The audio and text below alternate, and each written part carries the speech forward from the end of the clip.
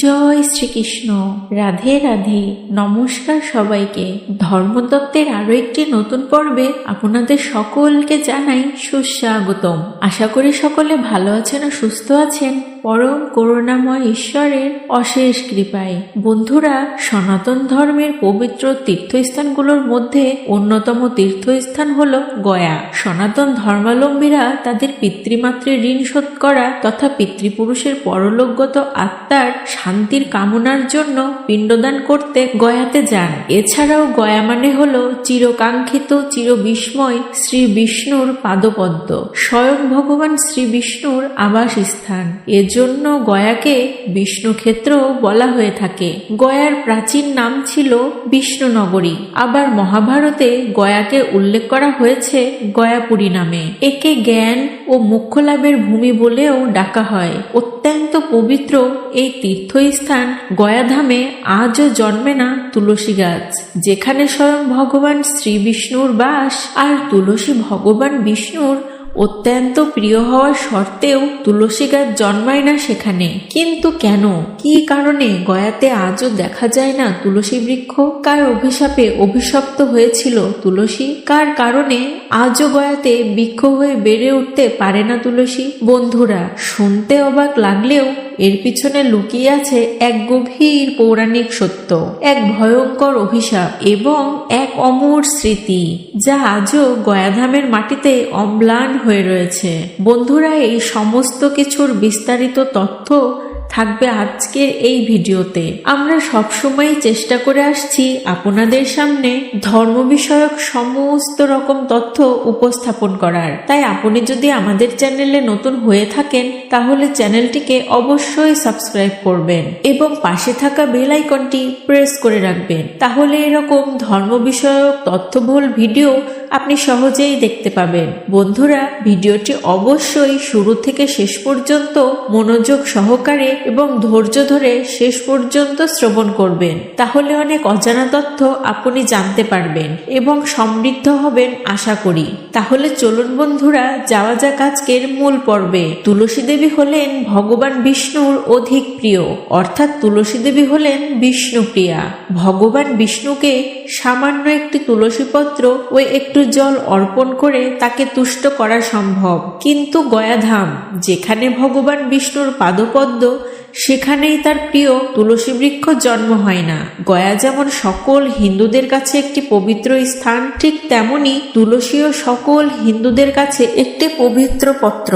কারণ এই তুলসী পত্র ছাড়া ঈশ্বর তথা শ্রীহরি বিষ্ণুর আরাধনা একদমই অসম্ভব। কিন্তু আশ্চর্যের বিষয় হচ্ছে, এই পবিত্র ভূমি গয়াতেই তুলসী বৃক্ষ জন্মায় না। অনেকে অনেক রকম ভাবে চেষ্টা করেছে তুলসী বৃক্ষকে গড়ে তুলতে এই পবিত্র ধামে, কিন্তু গাছ রোপণের কিছুদিনের মধ্যেই তারা শুকিয়ে মারা যায়, একদমই বেড়ে ওঠে না। আর এই তুলসী বৃক্ষ না জন্ম নেওয়ার বা বেড়ে না ওঠার পিছনে প্রধান কারণ হলো মাতা সীতার অভিশাপ। চলুন বন্ধুরা, তাহলে জেনে নেওয়া যাক কি কারণে মাতা সীতা তুলসীকে অভিশাপ দিয়েছিল, যার কারণে সে আজও জন্মায় না গয়াতে। চলুন বন্ধুরা, তাহলে জেনে নেওয়া যাক কি কারণে মাতা সীতা তুলসীকে অভিশাপ দিয়েছিল, যার কারণে সে আজও জন্মায় না গয়াতে। ত্রেতা যুগে শ্রী রামচন্দ্র জন্ম নিয়েছিলেন ভগবান বিষ্ণুর অবতার রূপে এবং মাতা সীতা জন্ম নিয়েছিলেন দেবী লক্ষ্মীর অবতার রূপে। শ্রী রামচন্দ্রের পিতা রাজা দশরথ তার স্ত্রী কৈকেয়ীর দেওয়া কথা রাখতে গিয়ে তার পুত্র রামচন্দ্র ও পুত্রবধূ সীতাকে বনবাসে পাঠাতে বাধ্য হন। বাবার দেওয়া কথা যাতে খেলাপ না হয় সেজন্য রামচন্দ্র, মাতা সীতা এবং লক্ষ্মণও তাদের সাথে বনবাসে চলে গিয়েছিলেন। তারা বনবাসে চলে গেলে তাদের পিতা রাজা দশরথ পুত্র শোকে কাতর হয়ে প্রাণত্যাগ করলেন। পিতার মৃত্যু সংবাদ পেয়ে পিতার শ্রাদ্ধের আয়োজন শুরু করলেন শ্রী রামচন্দ্র ও লক্ষ্মণ। পিতার শ্রাদ্ধের কর্ম সম্পন্ন করে তারা রওনা হলেন গয়ার উদ্দেশ্যে তাদের পিতার পিণ্ডদান করতে। গয়াতে পৌঁছানোর পর পিতার পিণ্ডদানের জন্য প্রয়োজনীয় কিছু সামগ্রী সংগ্রহ করতে শ্রী রামচন্দ্র লক্ষণকে পাঠান পাশের গ্রামে। কিন্তু ভাই বহুক্ষণ না ফেরায় সীতার সুরক্ষার ব্যবস্থা করে শ্রী রামচন্দ্র নিজেও বের হলেন, কিন্তু তিনিও ফিরলেন না। নদীর স্রোতের মতো বয়ে চলছিল সময়। এদিকে সামগ্রী জোগাড় করতে গিয়ে বেলা গড়িয়ে যায়, ফলে রাজার পিণ্ডদানের সময়ও পেরিয়ে যাচ্ছিল।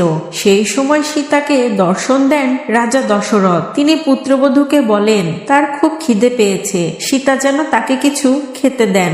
এই শুনে সীতা রাজা দশরথকে বললেন যে তার দুই পুত্র পিণ্ডদানের সামগ্রী জোগাড়ের জন্যই বাইরে গিয়েছে। পুত্রদের হাতের জল পেতে হলে রাজা দশরথকে আর একটু সময় অপেক্ষা করতে হবে। শ্রী রামচন্দ্র ও লক্ষণ ফিরলেই মাতা সীতা তাদের সঙ্গে শ্বশুরের উদ্দেশ্যে পিণ্ডদান করবেন। কিন্তু অপেক্ষা করতে নারাজ ছিলেন রাজা। তিনি তখন সীতাকে আদেশ দিলেন ফাল্গু নদীর তীরে থাকা বালি দিয়েই তার পিণ্ডদান করতে। শ্বশুরের আদেশ রক্ষা করতে মাতা সীতা বাধ্য হয়ে তাই করলেন। বালি দিয়ে পিণ্ডদান হলো সমস্ত নিয়ম কানুন মেনে। এদিকে তখনও রামলক্ষণ আসেননি, কিন্তু মাতা সীতার পিণ্ডদান কার্যে অত্যন্ত প্রসন্ন হন রাজা দশরথ।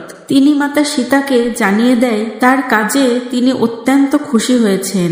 রাজা দশরথ মাতা সীতাকে আরো বলেন, তুমি তোমার কাজ সার্থকভাবে সম্পন্ন করেছ।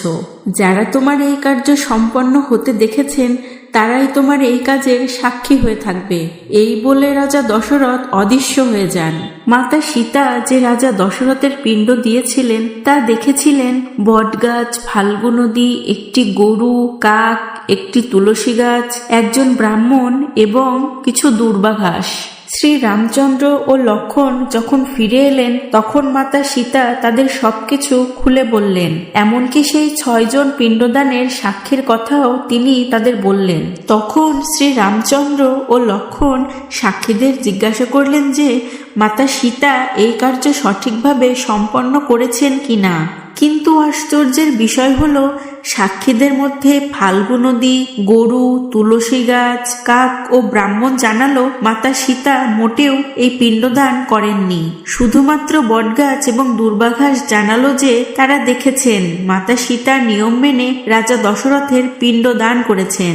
তখন শ্রী রামচন্দ্র ও লক্ষণ বুঝে উঠতে পারছিলেন না কোনটা সত্য এবং কোনটা মিথ্যা। তখন বাধ্য হয়েই রাজা দশরথ নিজে উপস্থিত হয়ে জানালেন মাতা সীতা সমস্ত বিধি পালন করে তার পিণ্ডদান করেছেন। তখন শ্রী রামচন্দ্র এবং লক্ষণ ভুল বুঝতে পেরে ক্ষমা চেয়ে নিলেন মাতা সীতার কাছে। এবার ক্রুদ্ধ মাতা সীতা ফাল্গু নদী, গরু, কাক, তুলসী গাছ এবং ব্রাহ্মণকে অভিশাপ দিয়ে বসলেন। ফাল্গু নদীকে অভিশাপ দিলেন যে এটি কেবল নদী হয়েই থাকবে, এতে কখনো জল থাকবে না, এমনকি বর্ষাকালেও খরা থাকবে। এই কারণেই আজও গয়াতে ফাল্গু নদী শুকনো। ফাল্গু নদীতে আজও দেখা যায় না সামান্যতম একটু জলের চিহ্ন। গাভীকে অভিশাপ দিলেন যে গরু পূজনীয় হলেও শুধুমাত্র তার পিছনের অংশই পূজিত হবে এবং গরুকে তার খাবার খুঁজে নেওয়ার জন্য দাঁড়ে দাঁড়ে ঘুরে বেড়াতে হবে। আজও হিন্দু ধর্মে শুধুমাত্র গরুর পিছনের অংশকেই পূজা করা হয়। মাতা সীতা ব্রাহ্মণকে অভিশাপ দিয়েছিলেন যে তিনি যতই পান না কেন তিনি কখনোই সন্তুষ্ট হবেন না এবং গরিবই থেকে যাবেন। তাই দান দক্ষিণা করেও ব্রাহ্মণরা কখনো সন্তুষ্টই হন না এবং কাক সবসময় মারামারি করে কেড়ে খাবার খাবে। তাই আজও কাক একা খাবার খায় না। মাতা সীতা তুলসী দেবীকে অভিশাপ দিয়েছিলেন যে গয়ার মাটিতে কখনো তুলসী জন্মাবে না, তাই আজও গয়াধামের মাটিতে তুলসী জন্মায় না। এটা আজও সত্য হয়ে রয়েছে। তখন থেকে তুলসী দেবী অভিশাপের ফলে গয়াতে আর বৃক্ষ হয়ে জন্ম নিতে পারেন না। অপরদিকে যারা সত্য কথা স্বীকার করেছিল বটগাছ এবং দুর্বা ঘাস, তারা প্রত্যেকেই মাতা সীতার আশীর্বাদ পেল। মাতা সীতা বটগাছকে আশীর্বাদ করেছিলেন বটগাছ যেন অমর হয়ে থাকে। বটগাছ পেল অমরত্ব। সেই থেকে গয়ায় বটগাছে সবাই পিণ্ডদান করেন। সীতার আশীর্বাদে বটগাছ দীর্ঘায়ু হয় আর তুলসী গাছ ও ফল্গু নদী অস্বীকার করায় অভিশাপ মেলে। অপরদিকে দুর্বাঘাস, যিনিও সত্য কথা স্বীকার করেছিলেন, মাতা সীতাও দুর্বাঘাসকে আশীর্বাদ দিয়েছিলেন যে দুর্বাঘাস অমর হয়ে থাকবে, দুর্বাঘাসের কোনো মরণ নেই। আর সেই থেকেই দুর্বাঘাস কখনো মারা যায় না। দুর্বাঘাসের শিকড় থাকলেই সেই শিকড় থেকে আবার দুর্বাঘাস জন্ম নেয়।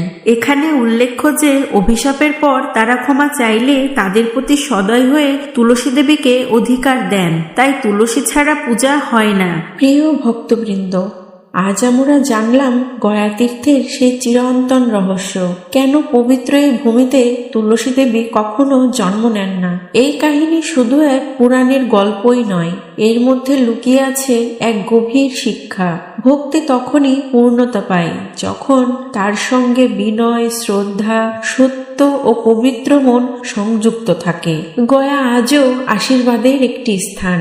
ভগবান বিষ্ণুর পদচিহ্নে ভক্তেরা আজও খুঁজে পান মুক্তির আলো। আর তুলসী দেবীর প্রাপ্ত এই অভিশাপ আমাদের স্মরণ করিয়ে দেয় যে পবিত্রতা কখনো জোর করে অর্জন করা সম্ভব নয়, তা অর্জিত হয় কেবল সত্য, প্রেম ও ভক্তির দ্বারা। তাই প্রিয় বন্ধুরা, আমরা যেন জীবনে সবসময় ভক্তি, বিনয় ও সত্যের পথে চলি। তবেই আমাদের ঘরে, আমাদের মনে আর আমাদের জীবনে তুলসী দেবীর আশীর্বাদ চিরকাল বিরাজ করবে। বন্ধুরা, আজ ভিডিওটি এই পর্যন্তই। আজকের ভিডিওটি আপনাদের কেমন লাগলো তা কমেন্ট করে আমাদের অবশ্যই জানাবেন এবং কমেন্টে লিখতে ভুলবেন না জয় শ্রী বিষ্ণু, জয় তুলসী দেবীর জয়, জয় গয়া তীর্থধাম।